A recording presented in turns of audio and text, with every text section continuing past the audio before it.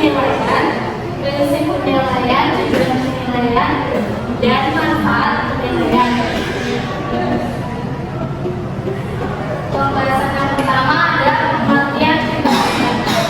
Menurut Brownman tahun 1984 memberikan pengertian tentang penilaian sebagai proses sistematik pengumpulan, penganalisan, dan penafsiran informasi untuk menentukan sejauh mana siswa telah mencapai tujuan.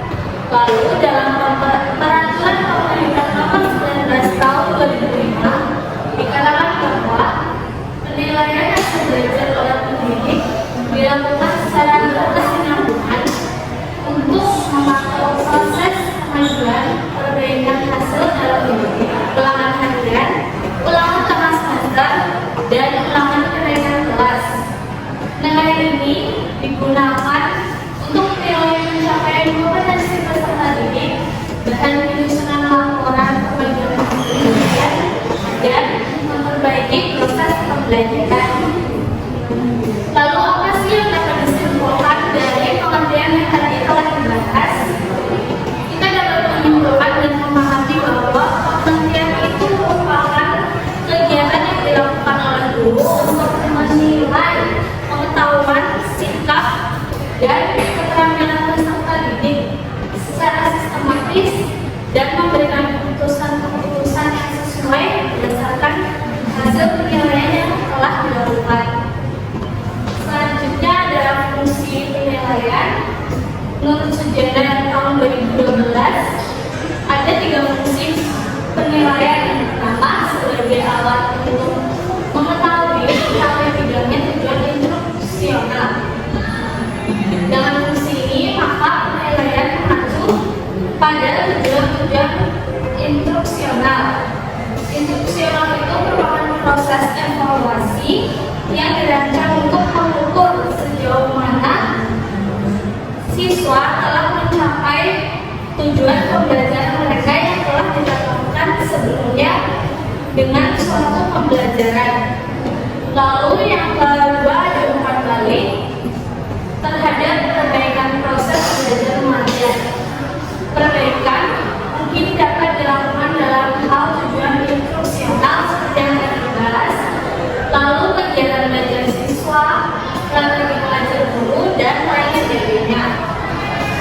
Yang ketiga sebagai dasar dalam menyusun laporan kemajuan siswa pada orang tuanya. Dalam laporan tersebut dikemukakan berbagai hal termasuk kecakapan belajar siswa dalam bentuk nilai-nilai prestasi yang telah dicapainya. Lalu yang ketiga ada prinsip penilaian. Di sini ada 4 prinsip. Yang pertama prinsip menyeluruh, berkelanjutan, berorientasi pada capaian pembelajaran, dan sesuai dengan pengalaman belajar. Yang pertama prinsip menyeluruh. Nilai ini tidak bisa dilakukan secara parsial atau terpisah. Artinya penguasaan peserta didik atas apa yang dipelajari harus bersifat menyeluruh, seperti harus adanya pengetahuan, sikap, dan keterampilan. Lalu prinsip penilaian berkelanjutan. Penilaian yang dilakukan secara terus-menerus dan berkelanjutan dapat memperoleh informasi perkembangan peserta didik secara utuh tentang kemampuan dari materi yang dipelajarinya. Jika siswa telah mempelajari atau menguasai materi yang sebelumnya telah dia pelajari, lalu guru dan siswa akan lebih mudah menguasai dan memahami materi yang nanti selanjutnya akan dipelajari. Lalu yang ketiga ada prinsip berorientasi pada capaian pembelajaran. Penilaian yang dilakukan harus mengacu pada indikator-indikator pencapaian yang telah dirumuskan pada rencana pembelajaran. Yang terakhir, prinsip yang sesuai dengan pengalaman belajar. Penilaian harus berdasarkan pengalaman belajar yang sebelumnya. Pengalaman belajar bisa saja menunjukkan hasil yang baik dan kurang baik. sehingga dapat menjadi dasar untuk evaluasi bagi guru maupun siswa. Yang keempat ada tujuan penilaian.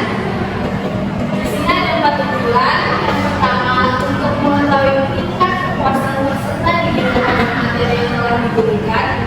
Lalu untuk mengetahui percakapan motivasi, bakat, minat, dan sikap peserta didik terhadap program pembelajaran. Lalu untuk mengetahui tingkat kemajuan dan kesesuaian hasil belajar peserta didik dengan standar kompetensi dan kompetensi dasar yang telah ditetapkan. Yang terakhir, untuk mendiagnosis keunggulan dan kelemahan peserta didik dalam mengakhiri kegiatan pembelajaran. Yang terakhir ada manfaat penilaian. Ada 4 manfaat penilaian. Yang pertama, manfaat bagi peserta didik. Peserta didik atau siswa dapat mengetahui sejauh mana hasil belajarnya yang telah dilakukan selama proses belajar mengajar. Hal tersebut dapat memberikan evaluasi terhadap peserta didik tersebut untuk lebih mengembangkan dirinya. Lalu keterampilan-keterampilannya yang menunjukkan hasil belajarnya selama ini. Lalu yang kedua, manfaat bagi guru. Manfaat bagi guru dapat dijadikan sebagai evaluasi kemampuan mengajarnya, cara mengajar, strategi yang digunakan, tercapai yang telah diperoleh pada proses pembelajaran. Yang ketiga, manfaat bagi orang tua. Orang tua dapat melakukan pembinaan, motivasi, dan memberikan semangat kepada putra putrinya untuk memperoleh hasil belajar yang lebih baik lagi. Dan yang terakhir, manfaat bagi masyarakat. Hasil belajar yang berkualitas dapat menghasilkan pendidikan yang berkualitas juga. Pendidikan yang berkualitas sangat dibutuhkan dalam masyarakat, terutama dalam dunia pekerjaan. Masyarakat dapat merasakan manfaat secara langsung dari proses pendidikan yang dilakukan oleh guru dan sekolah dengan menghasilkan peserta didik yang berkualitas. Sekian presentasi dari saya. Jika ada yang bertanya, Saya Fusya Musfiro, NIM 201040048, izin bertanya kepada Rosa. Bagaimana memastikan penilaian adil untuk semua peserta didik dengan berbagai latar belakang? Perkenalkan, saya Nurul Salamata dengan NIM 37, izin bertanya kepada Rosa. Bagaimana cara mengatasi jika ada ketidakpuasan terhadap hasil penilaian? Terima kasih. Perkenalkan, nama saya Mala Brilia dengan NIM 1, izin bertanya. Bagaimana metode penilaian yang digunakan untuk menilai hasil belajar peserta didik? Terima kasih. saya akan menjawab pertanyaan dari Mbak Fauzia. Bagaimana memastikan penilaian adil untuk semua peserta didik dengan berbagai latar belakang? Yang pertama, menggunakan penilaian seperti ujian tertulis, proyek, presentasi, dan penilaian kinerja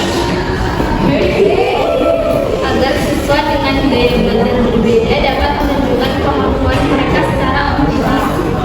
Lalu, pastikan soal ujian, materi, dan metode pembelajaran tidak mengarah kepada latar belakang budaya tertentu. Lalu, hindari asumsi atau pertanyaan yang hanya relevan untuk kelompok sosial atau budaya tertentu. Selanjutnya, saya akan menjawab pertanyaan dari Mona. Bagaimana metode penilaian yang digunakan untuk menilai hasil belajar peserta didik? Yang pertama ada penilaian informatif seperti kuis, diskusi, dan tugas harian untuk memantau perkembangan siswa dan memberikan umpan balik. Yang kedua adalah penilaian sumatif, penilaian akhir yang mengevaluasi pencapaian siswa setelah pembelajaran selesai. Misalnya ujian akhir, proyek,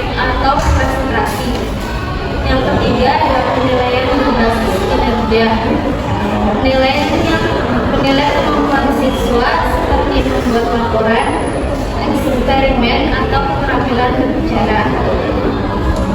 Yang terakhir, saya akan menjawab pertanyaan dari Penawasa, bagaimana cara mengatasi jika ada ketidakpuasan terhadap hasil penilaian. Yang pertama, memberikan kesempatan kepada murid untuk menyampaikan keluhannya terkait nilai ataupun hal lainnya. Lalu membantu murid tersebut memahami bagaimana penilaian dilakukan, jelaskan pula kriteria yang digunakan dan bagaimana hasil diperoleh penilaian tersebut. Yang ketiga,